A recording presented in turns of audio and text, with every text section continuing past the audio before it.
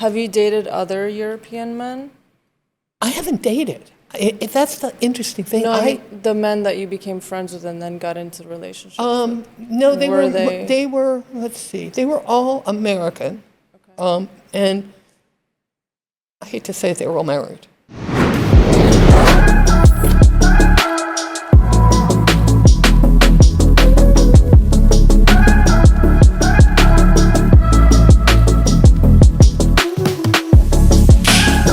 Welcome to Games of Amore, where we explore romantic stories and the games we all play and love. This is episode 6. I'm your host, Caesar, joined today with our guest host, Magdalena. And today we are interviewing former American diplomat, Susan. Hi, Susan. Hi, Hello. Susan. How are you? I'm good. So tell us a little bit about yourself, Susan. Well, I was an American diplomat in Africa and Asia and in Canada. But I grew up in South America mostly. I was born in Brazil and I lived in Cuba and Guatemala, the States, and then back to Brazil. My one talent is I can talk in a lot of languages. I speak like or spoken about 6 languages. Which ones? French, Spanish, Portuguese, Italian, Russian, Chinese, and at one point, Swahili. Wow. Well, I can understand 75% of the Russian, so Yeah. that's cool. Well, I no longer can understand 75% of the Russians. So that was a while ago. That was my major in college. Oh, that's awesome. The languages? Well, no, just Russian. And I studied French too, but I learned French mostly because I went to school for a year in Switzerland and I lived in Zaire and Montreal as well. So I spoke French then. May I ask, coming from one lady to another, how young are you? I'm 75. Okay. And what's your relationship status? My relationship what? Status right now. I'm single. I've never married. I don't have kids. I don't particularly miss either being married or having kids. Sometimes, every once in a while. Filling out forms is hard because they'll say next of kin. And there was an only child and my parents are dead and it's like, I don't have a next of kin? So, hello. But other than that, I don't really miss it. Were your parents together their whole lives? Well, You know they what I met mean. very late in life. My mother was 38 when she got married. Mm-hmm. And my father, who was younger, was 34 at the Wow, time. in those days. And I was born when she was 39. Oh, wow. They did not anticipate having a child because she was so old. I mean, it was like practically unheard of at that time. Were you a happy accident or? I was. My mother says the doctor, when he told her, was a little reluctant. He sort of broke it to her gently because he was afraid she wouldn't be happy about it, but she was ecstatic. Oh, that's amazing. And they doted on me. They were very careful not to spoil me, but they did dote on me. I was my father's adored child, and my mother's major disappointment since I was so much my father's daughter. Oh, that's so funny. So if your parents were together, how come you never married? I think part of it was that I got no pressure to get married. And I think the way I grew up, we moved a lot. I don't think I trusted that other than my parents, people would not disappear from my life. And so I am a commitment-phobe. I'm worse than most men. I'm a real commitment-phobe. Really? When's your birthday? Like what month and day? I know. February. I'm an Aquarius. You're an Aquarius. Oh, I love Aquarius. I'm an Aries. So Yeah, we well, get along very well. I used to have a friend who was very into astrology, and I'd say, I don't believe it. And she'd go, that's so typically Aquarius. Of course it is. Leave me alone. It is.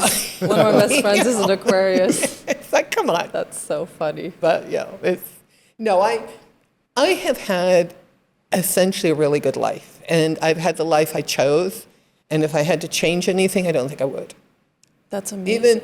Even things that were maybe not so great, they led to things that were. So You know, I love that. and that's my experience. My experience is that you kind of, everything is a thread, and if you try and pull one, the whole fabric falls apart. Yep, I sew. So So it's, so anyway, ask your questions now. Yeah. okay. So Thank you so much. You speak about being a commitment-phobe worse than men. Yeah. Where did that come from? I think really from the fact that from a very young age, we moved a lot to different countries. We would leave people when I was very young, and I don't think I understood that. I don't think I understood what was happening when we left, because I remember at one point, and this was really interesting to me, because at one point when I was in my 30s, I think, my father happened to unearth some old films that he had taken. And it was a film of when we left Guatemala. And I'm smiling, and I'm on this, we went by a freighter, so I'm smiling and at the camera, and suddenly I'm sitting there, and this black despair like I have never felt in my life came over me. And I looked and I thought, she is so unhappy. She is so unhappy. And I think that was it, is my parents did adore me, but they really wanted me to be happy, and I learned to be happy for them. But I also didn't understand why people that had been very important to me suddenly disappeared from my life. How old were you? Well, let's The see, we first left time. Brazil when I was 2, then we left Guatemala when I was 4 or 5. We left the States when I was 7 or 8. We left Cuba when I was 9. We lived in the States for a year. We went to Rio for a year. We went to Sao Paulo. And it was a lot of leavings and comings and leavings and comings. And I think I learned to protect myself by sort of, when I would leave a place, I would draw. It's funny, I would often think of like I drew a little curtain and it became a film. And even now, when I would leave a place, I remember it, but I remember it as if I wasn't there. It's a kind of, it was a way, I think, of protecting myself from loss. I can kind of relate to that because my mom left to come to the States when I was 10 or 11, 10 I think. And then we left, my brother and I left to come here to the States from Poland when I was 14. So first, we were left by the most important person to us, and then we had to leave everybody to come here. And then again, my mom moved away in 2012. So it's like, yes, we were adults by that time, but that Yeah, kind of it's hard. So for you to do it so many times. And I think it was hard because I was an only child, so every shapes time I go to a new school, it was me against New the world. friends, yeah. I learned to be a chameleon. I would sort of like decide what it meant to fit in, and That's I'd kinda reinvent cool. myself to whatever it was That's kind of I cool, thought would though. work, which was a good Skill. talent. But it also meant that there's a certain amount of distance you put to people. Mm-hmm. You know, so it, and I think everything in life, a friend of mine once said, your good and bad qualities are mirror images of each other, which is one reason why it's so hard to change your bad qualities, is because they often represent the other side of things you like about yourself. And so, and I realized that was very true. And like a lot of the things that were not so good about the way I grew up are some of the things I liked about how I grew up. I am really good with almost any kind of person. I don't belong anywhere, but then I belong everywhere. And You know a bunch of languages. I know a bunch of languages. I also have the attention span of a gnat. So I learn things, but I don't ever master them. So I learned to fly. I learned to scuba dive. I sang Wow. in open mic clubs, jazz clubs. I sort of learned to do things up to the level of competence. And then it's like, okay, now what? What can I do Jack of now? all trades. What can I do now? And I think, to be honest, in my relationships, it was kind of the same thing. It was like, okay, now what? Can I move along now? Interesting. Can we move along now? So it shaped you sorry, Caesar. It shaped Right. you in a way that right. And you've then I gotten picked a enough, and career then that would just reinforce that, because when you're a diplomat, you move every 2 to 4 years, and the people you know tend to move every 2 to 4 years, And so one of you is leaving or coming. Oh, wow. So the idea of long-term relationships is right away not terribly common. So, chicken or egg, which is which. And so, but I accept that that's the way I am. And I basically liked my life. I had an interesting life. I did fascinating things. I've seen incredibly interesting things. I've been to interesting places. I've met interesting people. I've had relationships with interesting people. So it's like, okay, Kind of like the definition of nothing lasts, because nothing really does last. And when we get into a long-term relationship, like a marriage or even if people don't want to get married and they want to be with a life partner, they still get devastated when it ends. But for you, it's kind of like, that's just what it is. And right. That's just well, I remember so my father telling me, and this was when he was in his 90s, and my mother was in her late 90s by that time. He said, this is what it's for. He said, they were married 61 years, and they died within 2 months of each other. And he said, this is what it's all about. He said, it's for now. They had their ups and downs. They fought like cats and dogs. My father's idea of the perfect house was no closets, no drawers, just hooks on the wall and shelves. My mother's idea of the perfect house was house beautiful. You can imagine that this was not the perfect combination for people. I mean, not such a good combination. My father would be going out, and my mother go, is that what you're wearing? And he'd go, what do you mean? She said, there's a big stain. What? Oh, you mean that? Well, nobody. Go change. It's so funny. So, it seems like you had a great relationship with your parents. Right. Right. Yet the cause of you moving constantly made you into this chameleonic commitment-phobe. Right. Right. How did that balance out? Because normally you seek out what you experience with your parental dynamics. Right. Right.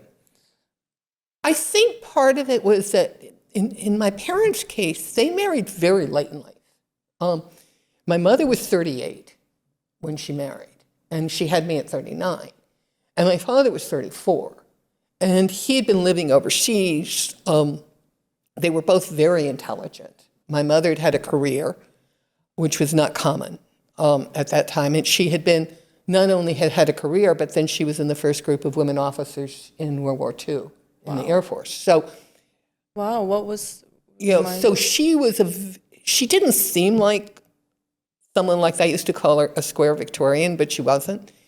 And my father had basically run away from a domineering mother. And so they had a very good relationship because they were both very intelligent, very different, but they respected each other, but they also never pressured me to get married. My mother said, you'll get married when you want to get married, because she got married so late in her life.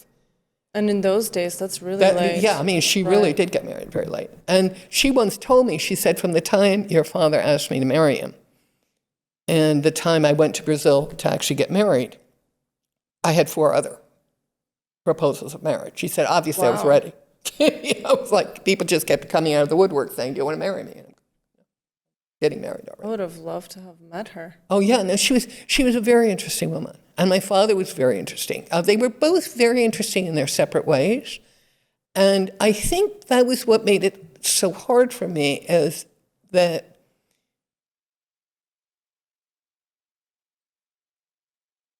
it was hard for me to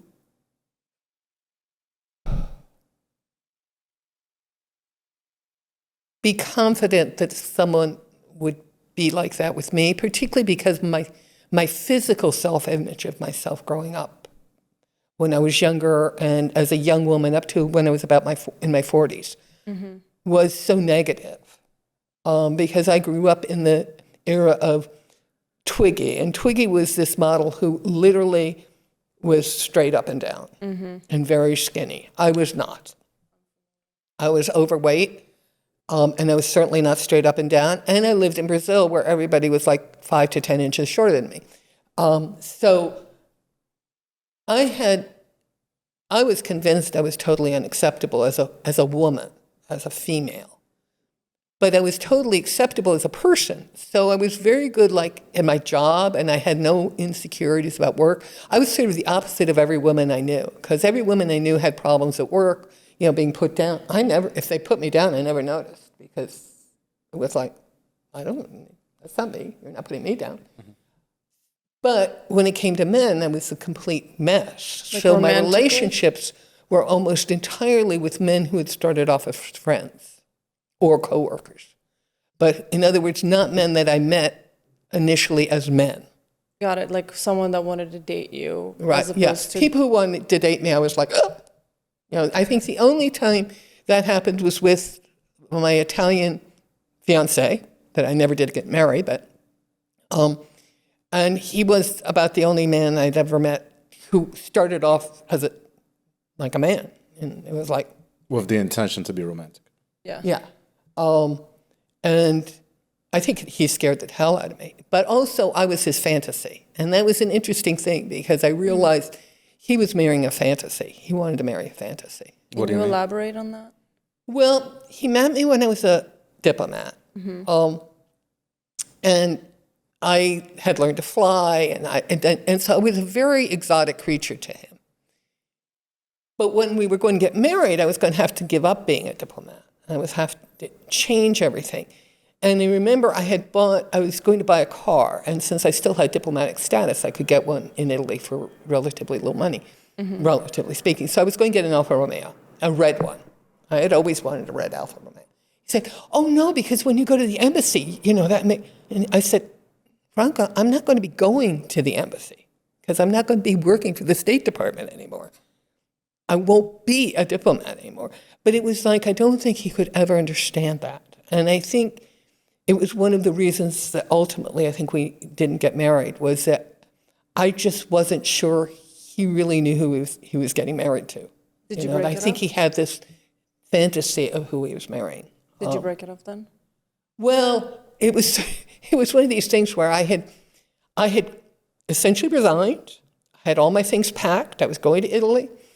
But for 2 months before I was leaving, he had changed his phone to a fax machine, because he had started working for this American nun who had a radio station. That's a whole other story. So when he finally did contact me, now here I'm giving up everything, and I haven't talked to him for 2 months. Oh, wow. So when he did call, I blew up. Of course. As we do. And he sent me a letter saying, I don't know, I've never seen you like that. Maybe we should think about this. And I said, fine. End of story. I got my job back. I moved back. I got all my stuff moved to Washington, D.C. And my friends said, you look a little relieved. I think the person who was heartbroken was my father, because he and Franco were going to go on my honeymoon. They were going to go on a restaurant tour of Italy. And my That's mother so and I are funny. going, are we going to be able to go? Or, how's this going to work? Can we tag along while you two men have this great restaurant tour? But no, and I'm still friends with Franco. Oh, wow. That's really cool. Franco was going to lend me his now wife's car for a month before she'd ever met me. I thought, I was about to ask if you got married. yeah, he married, and I was going to go to Italy. I was planning on going to southern Italy for a month, and he said, you can have Maida's car. And I said, Franco, no. Well, no, she won't mind. I said, Franco, you're going to give your wife's car to your ex-fiancé for a month? That's No. funny. No. He said, but no, she was willing to let you use it when you were in Italy. No, Franco. You're such an Aquarius. That's what my Aquarius friend would say. It's like, Franco, you're crazy. You're crazy. This is not, you haven't even asked her. No, thank you very much. I can rent a car. But that was Franco. Franco was not the most practical human being on earth. Sweetest guy on earth, very sweet guy. And I've since met his wife, and she and I get along. But I would still not take her car. So anyway, so that was Franco. Wow. Yeah. How did you guys meet? I'm curious. Since you say that he's the only one that was not a friend first. He was working for the Italian Space Agency. Do not laugh. And they had a joint project with NASA to launch a equatorial satellite. And I was the liaison with the Italian group, and I met him. And he immediately decided he was madly in love with me. And in fact, after weeks, said, if in 6 months I were to ask you to marry me, would you say yes? I'm going, huh? What? I don't know. Anyway, that's how we met. He proceeded to, I was going anyway to Europe on a vacation, so I went to Italy and saw him afterwards. And then he came to Nairobi and stayed on the coast, and I saw him, and we got engaged, and I met his family and all of that. And as I say, he was the sweetest guy on earth, but not the most practical. I mean, one example is when he was in Kenya, he was staying at their base camp, and he was paying $3 a day, and he was getting a per diem of like, let's say, $60 a day. So at the end of the summer, he said, I have all this money. I said, Franco, I've been coming down here, and you've been paying for the hotel and a rental car and dinner. And I think you told me that you're going to pay all the hotel in Italy when you get back, and have you paid your credit card bill? He said, no. So you don't have that money. I said, but I did. No, Franco, you don't have the money. That's so The funny. money has been spent. But no, Franco, you do not have the money. So the red flags were there. Right. For me, it was very nerve-wracking because I was giving up my job. And so it was like, oh, dear. And when I saw his aunt and cousin, whom I'd already met on my way back to the States at one point, and they said, now you do know, and we're so glad to see you without Franco, you do know he can't handle money. No men in our family have ever been able to handle money. Oh, I wow. said, I've kind of figured that out. Yeah. So you dodged a bullet, essentially. Yeah. I think it was not meant to be. I don't Especially in those days, if you dropped your career and your life for someone who Well, and the essentially thing is, in couldn't Italy, I provide. didn't even know, until we got married, I wouldn't have been able to work. Right. And so, yeah, no, I don't, I think for both of us it was a fantasy. Somewhat encouraged by my friends for whom all adored Franco. He was- Question. Did you keep the ring? Did you keep the ring? No, because it was his father's wedding ring. And so I gave it back to him. No, I would not have done that. So, you mentioned that he was the only one who was, who showed romantic intentions. Right. Right? And you being an avoidant commitment-phobe, it seems like that's not really the kind of person you would seek out. No, and that was it. He pursued me. He pursued you. And to be honest, I had never been in a relationship with a man who. Now, this is going to sound very unkind, but American men and a lot of Western men are not necessarily very attentive. And suddenly being with a man for whom, when I was in the room, I was the only person, he was clearly with me. Yep. And he paid attention to me. And he made it clear that as far as anyone was concerned, I was his girlfriend. I was with him. I had never been in a relationship like that, and it was very flattering. It was extremely nice. I mean, I had gone out for a while. One of the other men I'd actually met I'd actually dated, we'd go to parties and he'd pretend we'd arrived separately, which So this really is- annoyed the hell out of me. This is a thing that's been going on here then. How long ago was this? This was, 35 years ago. Oh yeah, so this is a Yeah, no, I mean, this is an ongoing thing. I mean, unfortunately. generational. Yeah, I think, Italian men are extremely attentive. Right. And so it was very flattering having someone be that attentive. And as I say, all my friends adored it. So every time I'd start to get cold feet, they'd say, oh, no.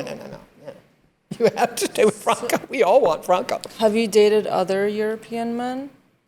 I haven't dated. That's the interesting thing. No, I mean, the men that you became friends with and then got into relationships with. No, they Were were, they- they were, let's see, they were all American. And I hate to say it, they were all married. What? They were all married. The So- American men that you were. Well, the other American men, other than the one I dated when I was in Kenya. In my 40s, I actually started to accept that I might be, attractive to men. Before that, it had always been men that had become my friends had sort of snuck up on me. Or I let my guard down, let's put it that way. And that was usually married men because I knew I wasn't dealing with them as a woman. I was dealing with them as a friend. Got it. But I have to agree with you in terms of when you said you don't want to be unkind. I don't think you are unkind. I think that, this was your experience with American men or Western men, and that's the same experience that I have with American or Western men, Not especially all of them, here. and clearly, because it's No, not, a but blanket thing. But I think our culture, it's colder. it tends to encourage men to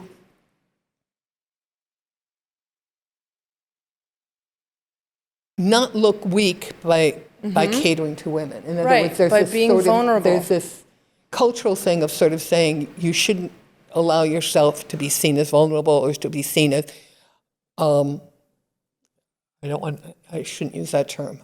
What's the other term I can use? Under the thumb of a woman. But So therefore, it's like you always act like, But, so yes, I understand that, especially when there are women who will walk all over those men, Right. right? But then this culture, it just drives me nuts, and I'm so glad that you brought it up because that's what most of my girlfriends, not just in Miami, but all over, struggle with American men. That's what I've struggled with. And it's like, just show me that you want to be with me. Show me that I'm the only person in the room. Exactly. Show Hold me my that hand. you care. Be sort of, when I'm there, pay attention to me. Right. And again, it's not a blanket thing, but I think it was my experience. It was my experience as And well. so having Franco pursue me like that and be that intelligent and attractive and just, interested was a new experience for me. Unfortunately, he was also, not the right person for me. But that didn't negate the positive impact he had. That's So awesome. in that relationship, this. The name of the show is called Games of Amore. Right. Right. The games we all play and love. Right. So in that dynamic, you mentioned a few times that you kept trying to break it off. So you were the one, he was the one kind of pursuing, and you kept kind of like running away. Well, yes, because for one thing, he started very early. I mean, when a week after you've met, someone says, if in 6 months, will you marry me? I asked you, it's like, Yeah, that's a lot. wait, it's like, Yeah. wait. Pump the brakes. Yeah, let's hold off here. But I think also,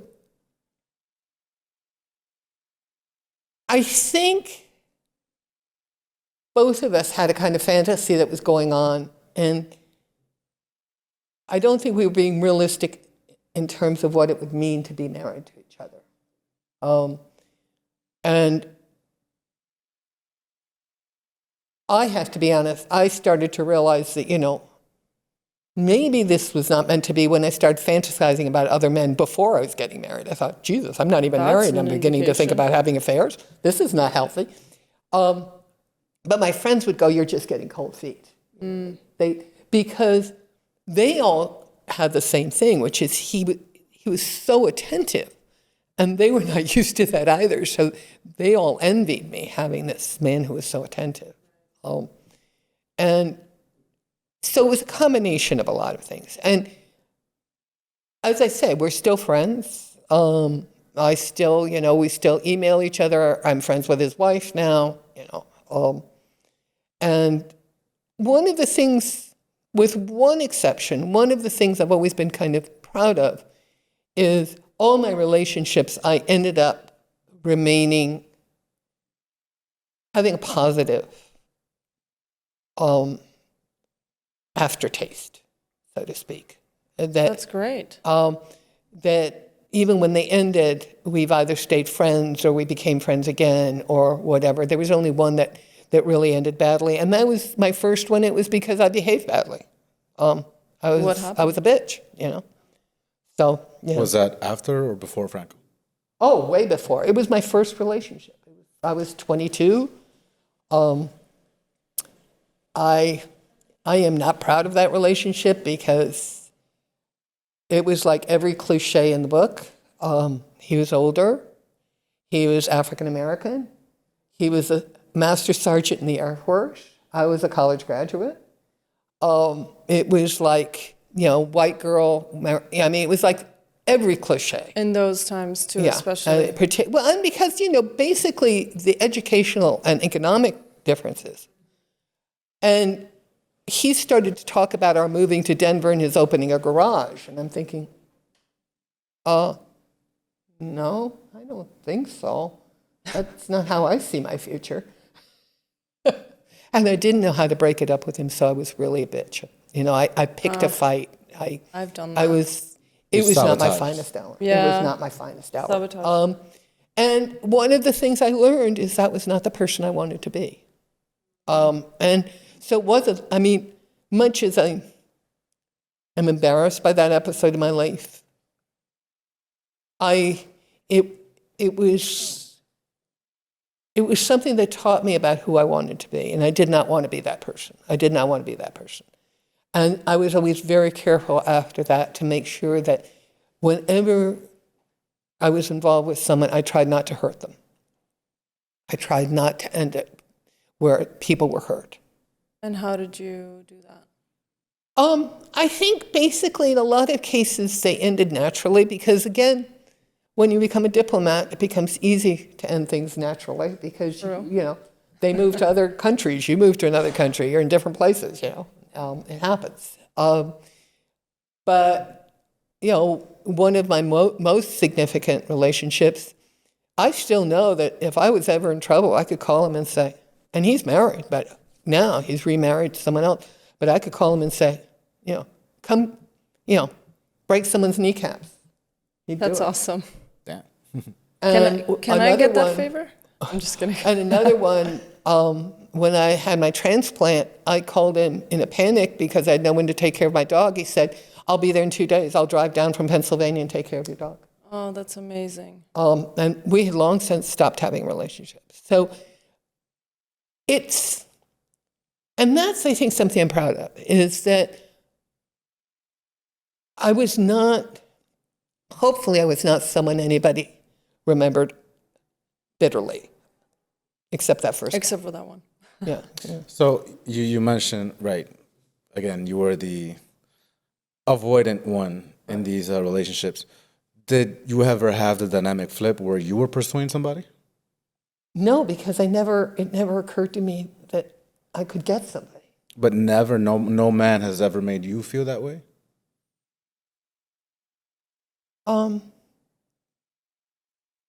Not consciously. I think sometimes with the men that I was friends with, as my feelings started to change and I became attracted to them, I probably started to flirt with them in a way. But I don't think I consciously pursued them. Because, for one thing, they were married, so I wasn't going to pursue them. Mm-hmm. It became more of a thing of like magnets attracting. In fact, it's funny you were talking about being like your brother. Mm-hmm. One of them, he and I decided we were twins that were born of different mothers. We were like brother and sister. We were so alike. And I remember somebody saying, when you two are in a room together, it's like a force. It's like this force. It's so strong. And so it was something, but I was always very careful to make sure that he spent time with his wife, that I made sure that he never bitched to me about his wife because he knew I wouldn't take it.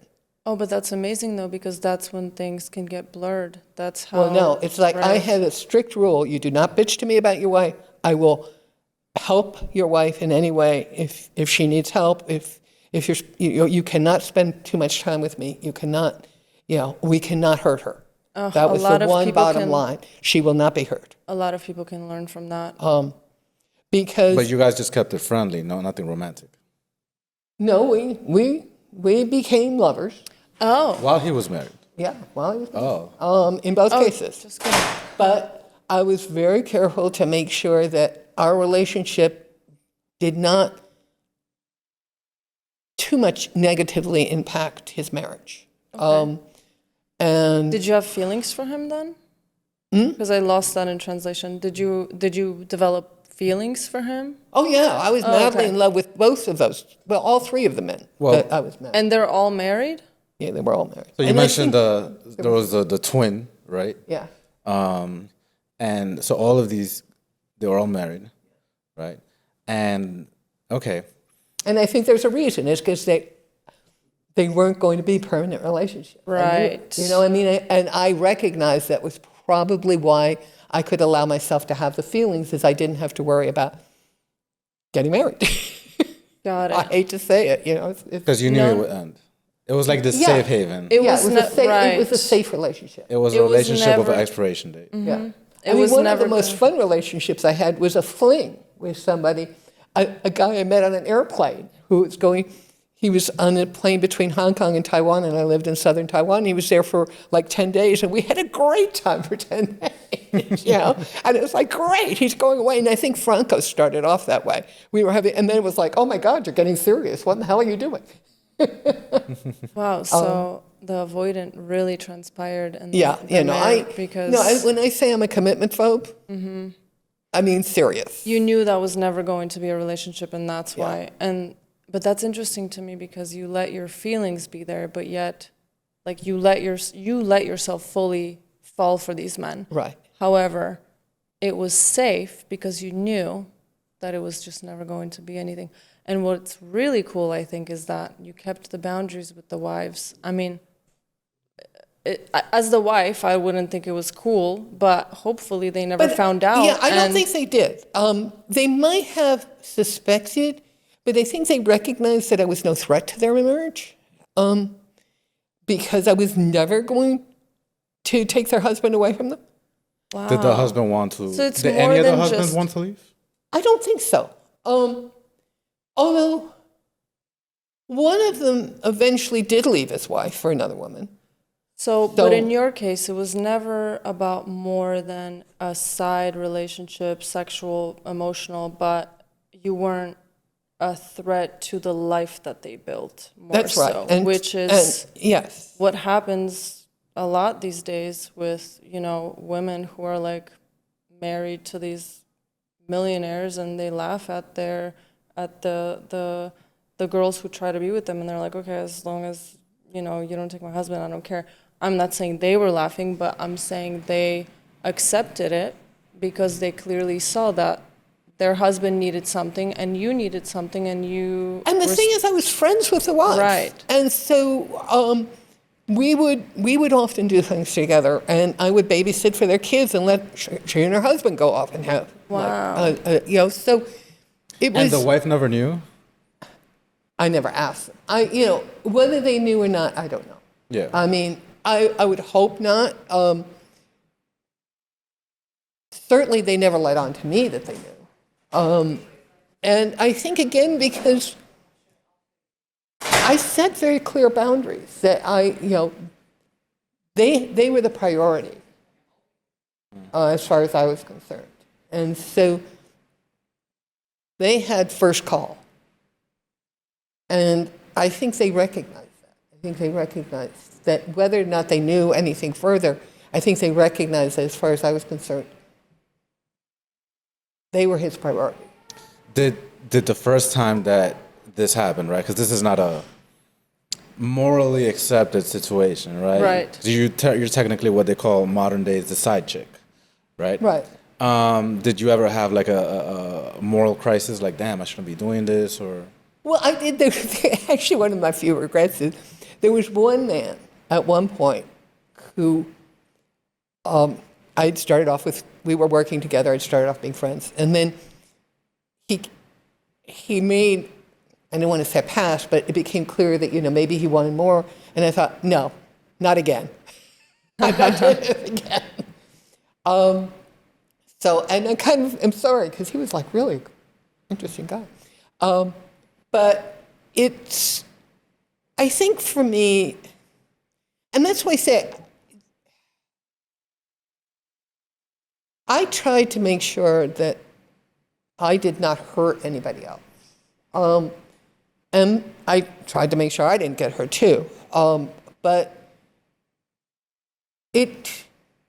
I think relationships are an interesting thing because I'm extremely, almost hyper independent. Because I think I don't trust that people will be around. I refuse to depend on people, even now, and I really need to start learning to depend on people. Because, I have a friend who walks my dogs and takes care of me, and I've helped him out in a lot of ways, with advice, with some money sometimes, but I mean mostly with advice. And he's extremely fond of me, and he's always saying, "Don't you want me to walk the dogs? You're not." No, I got to walk the dog. I got to do it because that's who I am, and I think that was also part of it. Is I'm desperate to know that I can take care of myself. I don't want to be taken care of. Sometimes I want to, but unfortunately, I never give in to that. So I don't know what it's like. You always want to do everything by yourself. Right. It's an interesting, it's a combination of sort of chicken and egg, how I grew up, the career I decided on. All of these sort of fed into each other. And so who I am is who I am. And do I recommend it? Not for anyone who's not me, necessarily, because it suited who I am. And as I started to accept who I was more and more, it used to bother me that I never felt like I belonged anywhere.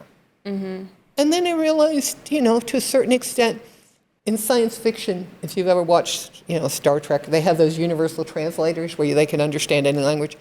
I feel like a universal translator. I can talk to people of almost any culture. I can talk to people of almost any interest. I can talk to artists, scientists, athletes, and they know a little bit about everything. So not only can I talk to them, but I can help them talk to each other. And I thought, you have to have a few of me's around. We have a use.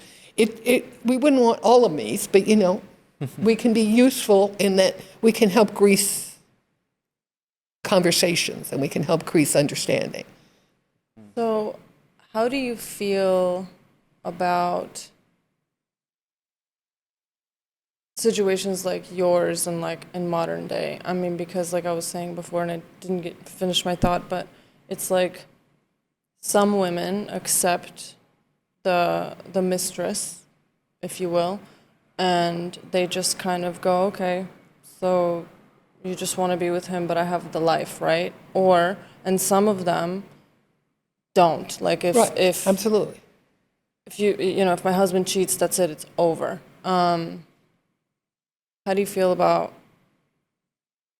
Well, it's interesting you say nowadays, because my mother told me that she found out when she was in her 20s that her father had had a long-term affair. Wow. And she confronted her mother about it. She said, why did you put up with it? Yeah. And her mother said, he was an excellent husband. He was a good father.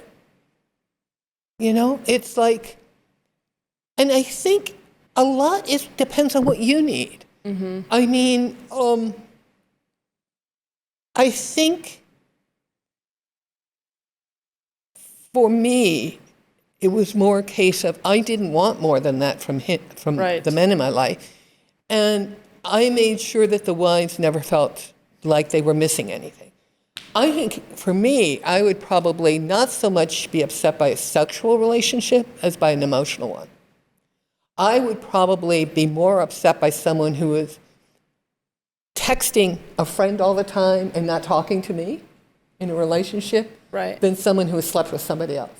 Which is why I asked this question, because you said you wanted to make sure that the wives weren't missing anything, that the husbands couldn't bitch about their wives to you, which Right. I think if you're going to be a mistress or a this side chick like they call them these days, that's the way to do it. I don't plan on doing it. I hope that never happens to me either. But it's the reality of life. Men are just different than us, and that happens. And the thing is, and in all these cases, to be honest, we were madly in love. I mean, well, two of them. We were clearly madly in love.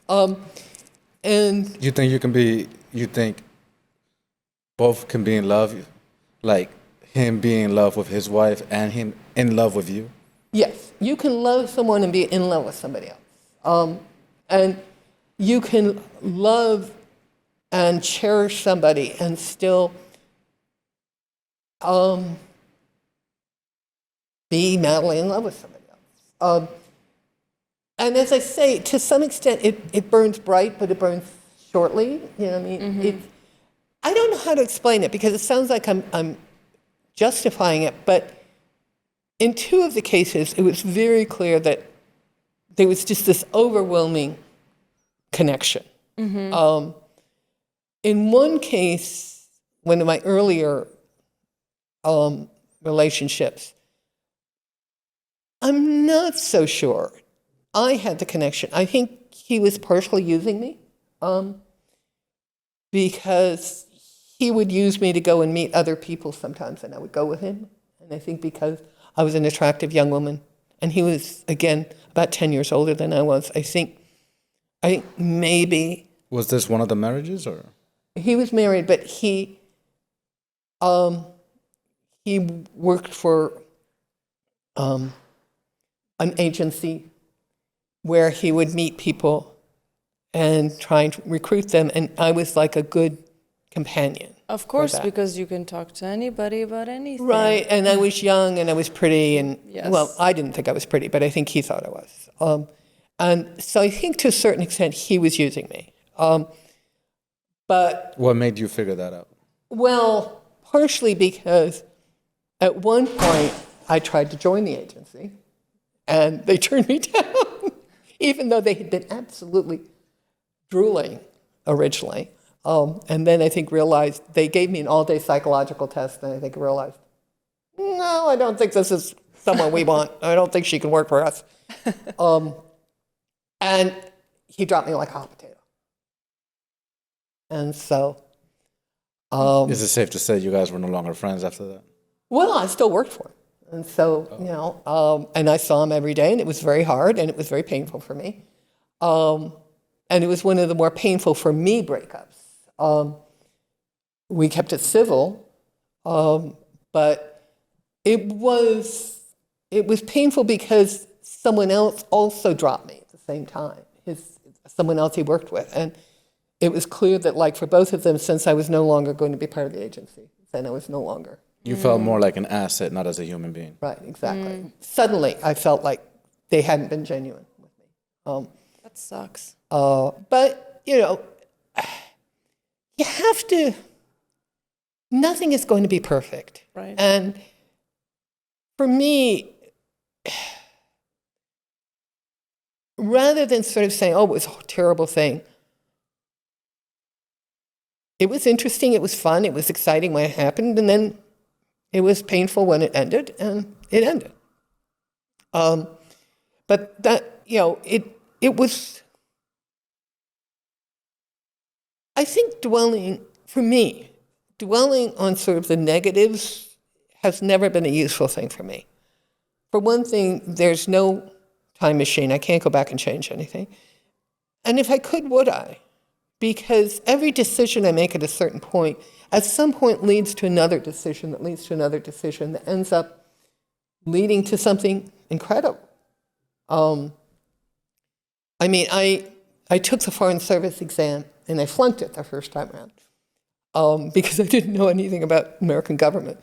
Very embarrassing. But because I had to wait another year, Andrew Young, who had been a civil rights activist, became ambassador to the UN, and I became his aide. Oh, wow. And that was a fascinating time for me to be there. And then I did pass the foreign service. So it's like, Everything I happens for a found reason. that things happen, but then down the road, Everything happens for a reason. sort of other things happen that you go, well, I'm certainly glad that didn't work out because this was so much better. With relationships, it's been a similar thing. Do I wish now? I mean, the truth is now I'd love to have a relationship, but not one like no living together.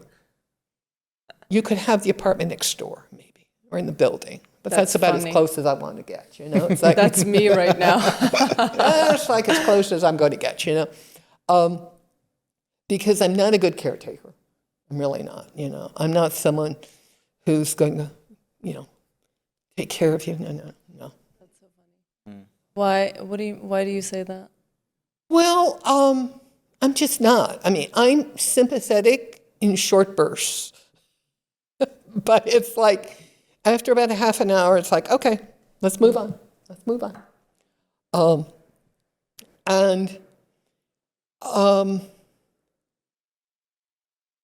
Even with my parents, and I was very lucky because my parents and I got along very well, but I was not the kind of person who could go sit by their side as they got older and, I would go visit and we'd chit-chat, and then after about an hour, I'd go home and they were perfectly happy with that. They had friends whose kids never came visit, and they were envied because I would come all the time and we would laugh and we would talk and we would go out together. We had fun together, but I was not someone who could sit there and read, But there's different ways to care for someone, Exactly. right? So and that your was it. I'm ways- not the kind of person Right. who can sit by your bedside. Right. That's not me. And again, I had to finally accept that wasn't me. And that's okay. And that was okay, that was who I was. Did you finally, because you mentioned before, you felt for a long time that you never belonged anywhere, right? When, or did you ever feel like you finally came home to yourself, like you do belong somewhere? Yeah, I belong in Miami. Yes, Of all baby. places. Me Well, too. because everybody I grew up, all the cultures I grew up with are here. So it's very much a city that I'm comfortable in. And I finally did come to accept that I may not belong any one place, but I belong everywhere. I can go almost everywhere and be comfortable. Maybe with the exception of Asia. I mean, Asia was the first time I ever understood the concept of culture shock.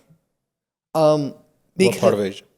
Well, the thing is, people talk about culture shock, but they don't realize it's a physical phenomenon. It's actually something you can feel in your body. And before that, I'd lived in Latin America, I'd lived in the States, I'd lived in Europe, I'd lived in Africa, and my parents had lived in North Africa. I traveled in all these places, but they were all had a certain cultural connection. But when I went to Asia, it was extremely different. Where in Asia? I lived in Taiwan, and I spoke Chinese, and I did all of those things, but the culture was so different.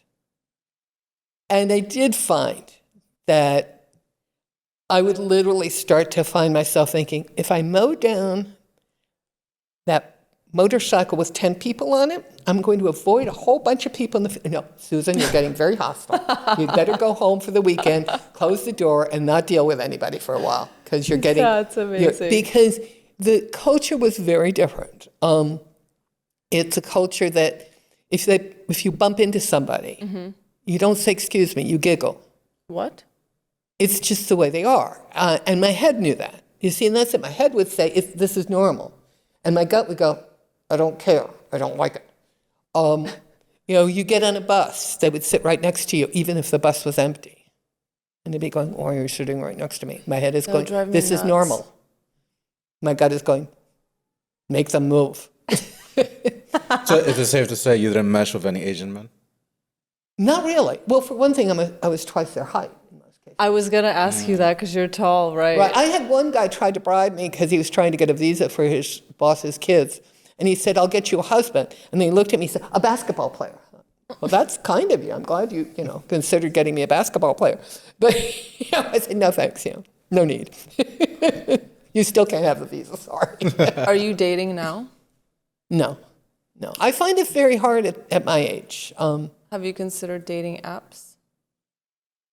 I tried one. Really? I tried one, and Which one? I went on a date, and at the end of the date, I said, this was nice, and, maybe we can do it again. He said, no, I don't think so, because, you're not really what I'm looking at. What does Emily Post say I'm supposed to say now? I don't understand. I don't understand how I'm supposed to respond. And in a way, he was being kind. Yeah. But I was also like, I don't quite know what I'm supposed to say now. I would rather hear that than pretend. Yeah, I did. No, I did. Again, my head was appreciative, but the rest of me is going, What Now do I what? do? Yeah. okay. Thank So which you. dating app did you use? If you don't mind me asking. It was one of the earlier ones that that was supposed to be less of a sort of, it wasn't like, The swipey swipe? swipey type. Like It was- Match.com or something? No, like it was eHarmony? eHarmony, I think it was Okay, something I like remember that. that. Because that supposed to match you based on interests and Right, stuff. but the trouble is that my theoretical interest, theoretically we look good on paper. I could see why they matched us. The trouble is we were like almost theoretically exact opposites in the same way. And so we didn't really match. And I think, and again,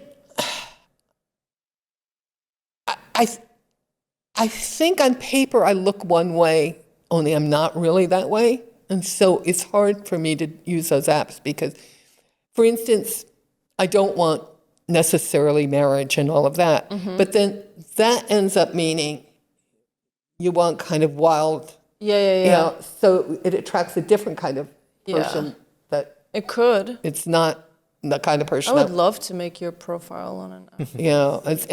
so it's sort of, plus, to be honest, at my age, most men are looking for someone who's younger than they are. And I certainly am not necessarily looking for a man who's a lot older than I am, since Girl, that means that's my- caretaking.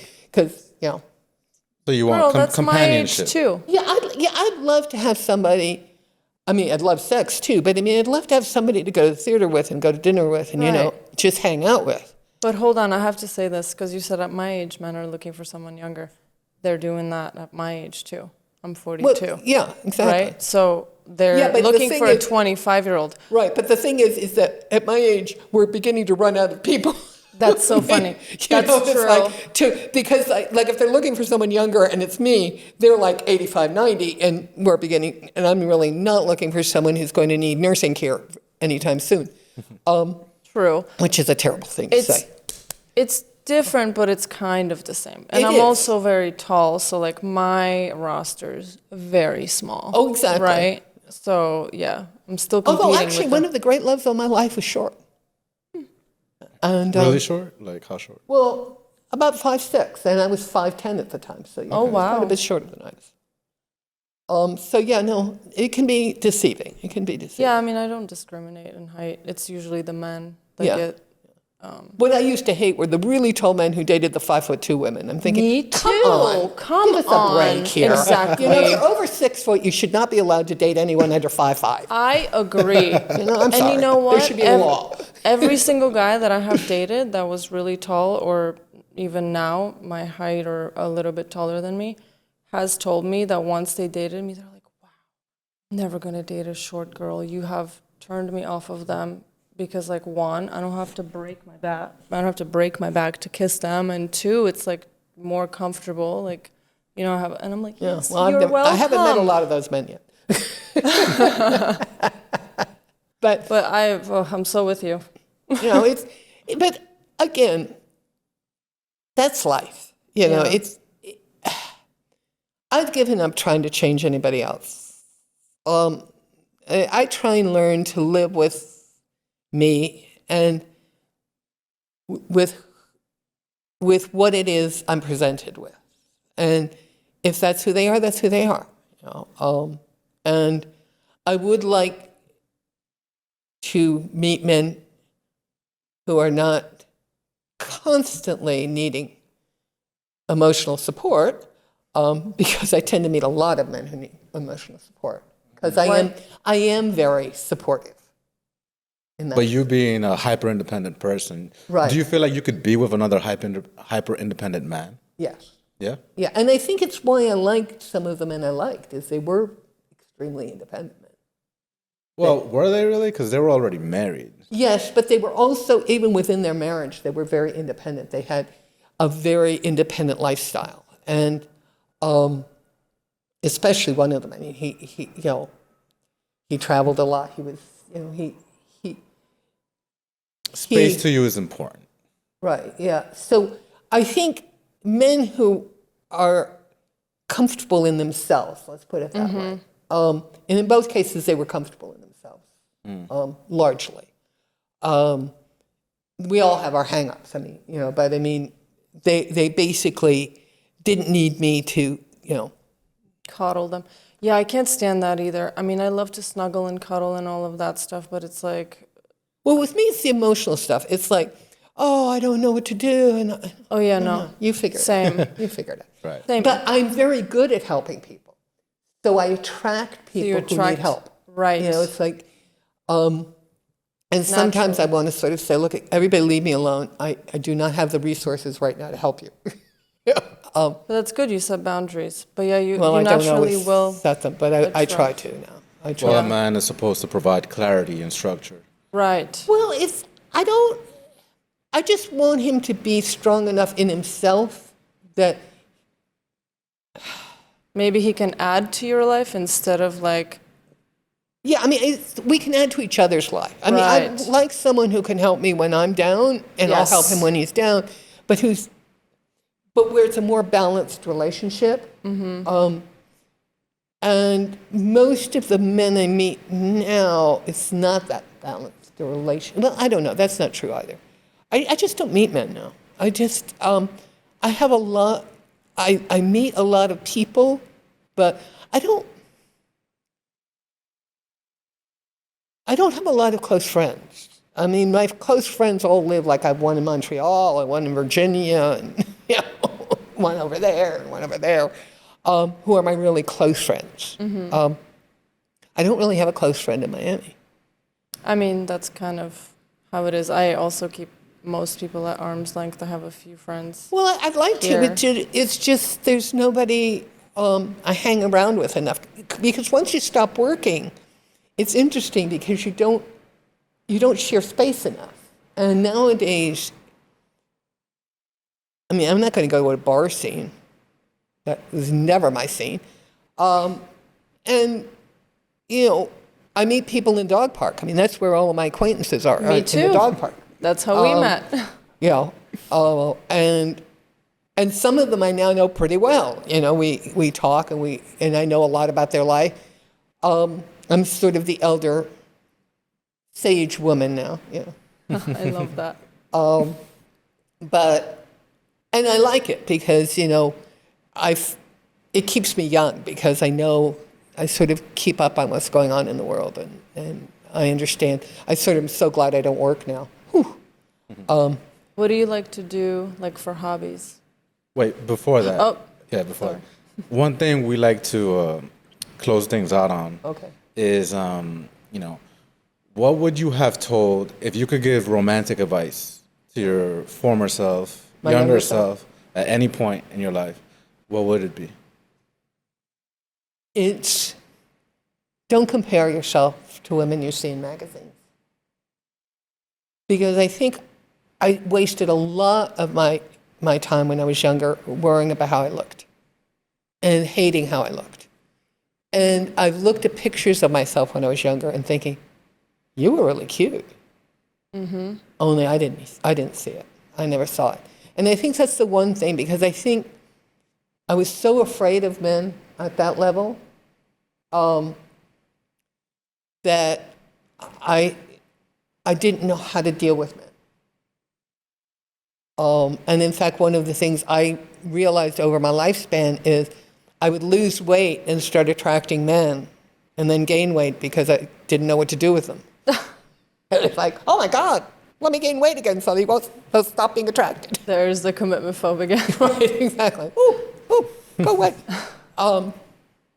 But I am the type, I mean, my first date when I moved to New York City was with a guy, and he said, you know where I want to take you? There's this lesbian bar that I've heard is really cool. I'm going, why would you take me on a date to a lesbian bar?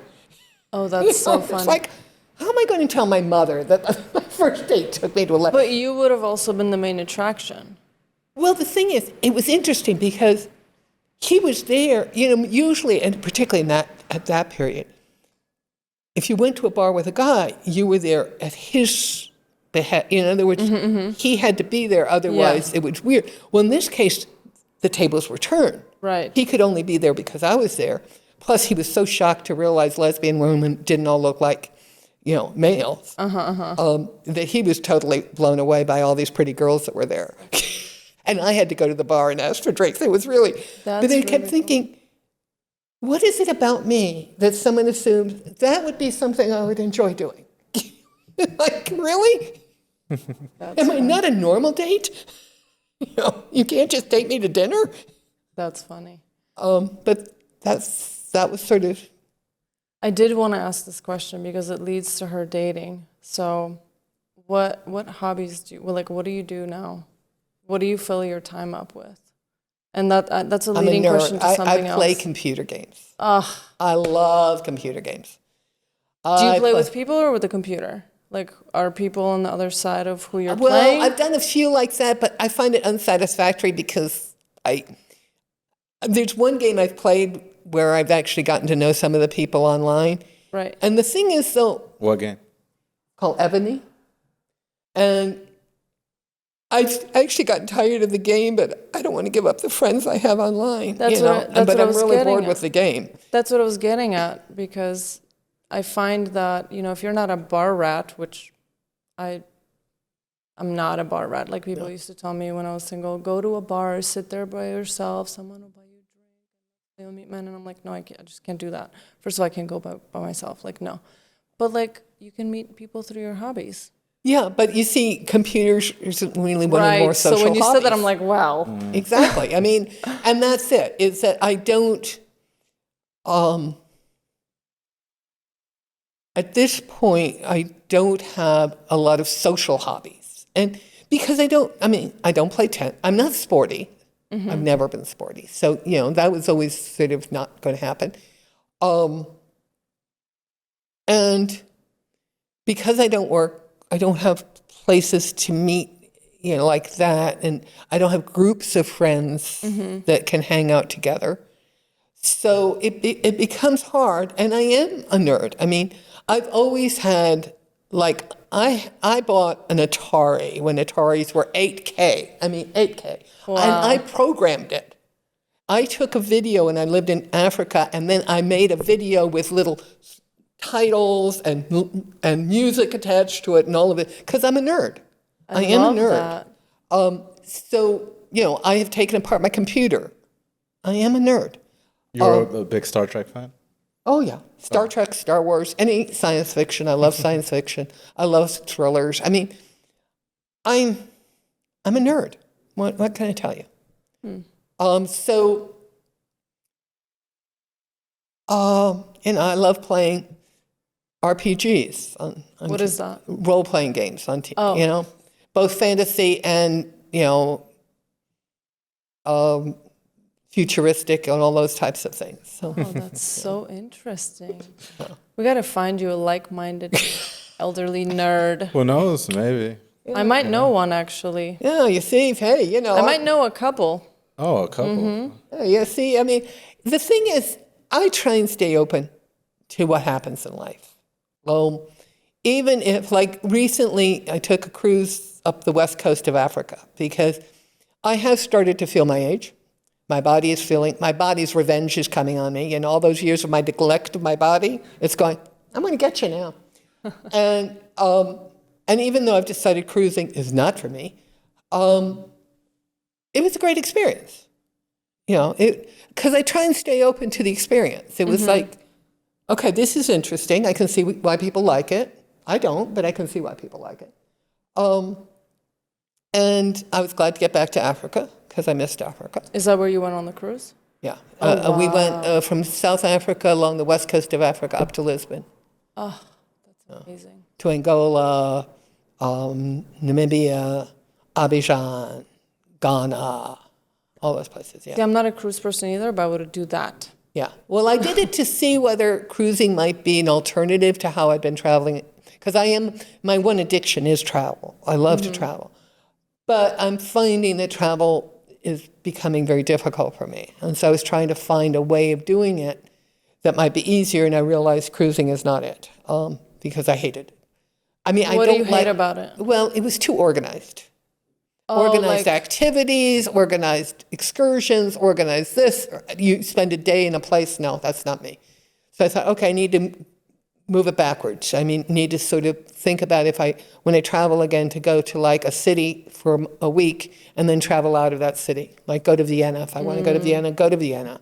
Right. And then, experience maybe it on your take a own cruise time. up the Danube for the day or whatever. And Well, who know? Well, maybe one day you'll find the love of your life in a Right. cruise, well, or that's in a travel excursion or something. you well. know? I mean, as I say, I stay open. I try to stay open to whatever happens. I enjoyed the cruise. I looked at it partially as a spa vacation because I indulged myself by having massages and acupuncture and all yeah. of that while we were cruising. And there were a group of single people that I hung out with. All were younger than I was, and so that was fine. But they were at a different point in their life. And most of them were cruise addicts. They had been on 20 cruises, 10 cruises, 15 cruises, something. No, not me. And that's fine, but it's just not me. It's just, I'm going to introduce you to my two friends. Well, on that note, Oh, yeah, on that note, yeah. It's been great having you. Well, I'm not sure I talked about relationships. I hope it was useful. Oh, you did. And thank you